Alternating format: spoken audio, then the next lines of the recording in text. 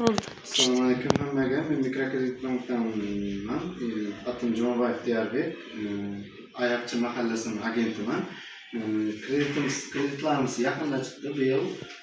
Tak faizlarni keladigan bo'lsak, mikroqarz bor, undan katta qarzlarim bor. Keyin shular 26%dan. Ayollarda 26%, erkaklarga 28%dan. 50 milyongacha 3 yilga 50 milyongacha kredit berib turibdi.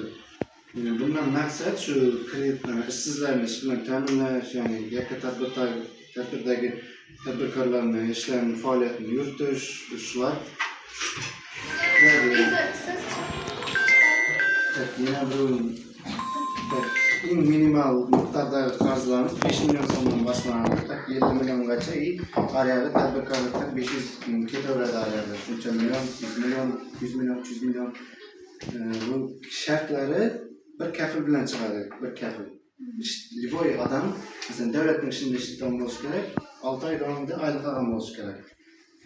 Shuni olsangiz, masalan, bir kunning ichida qabul qilinsam, qo'lingizga beriladi.